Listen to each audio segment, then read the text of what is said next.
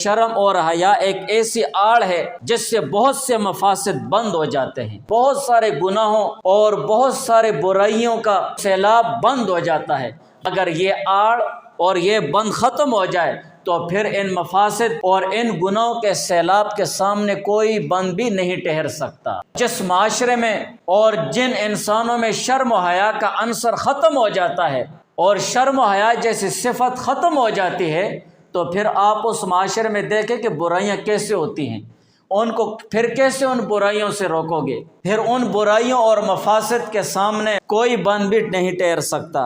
اسی وجہ سے آئے دن جب سے انسان اس زمین پر اللہ تعالیٰ نے بھیجا ہے،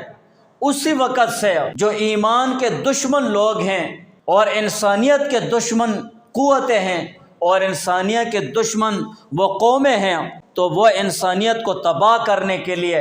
مومن مسلمان کے ایمان کو خراب کرنے کے لیے اور مومن مسلمان کو ایمان سے خالی کرنے کے لیے اسی حیا جیسی اعلیٰ صفت کو ہدف بناتے ہیں اور ٹارگٹ بناتے ہیں۔ اگر شرم و حیا کا یہ عنصر اس انسان سے ختم ہو جائے اور اس مومن مسلمان سے شرم و حیا کی صفت نکال دی جائے تو پھر اسے ہلاکت اور تباہی کے جس گڑھے میں پھینک دیا جائے گا۔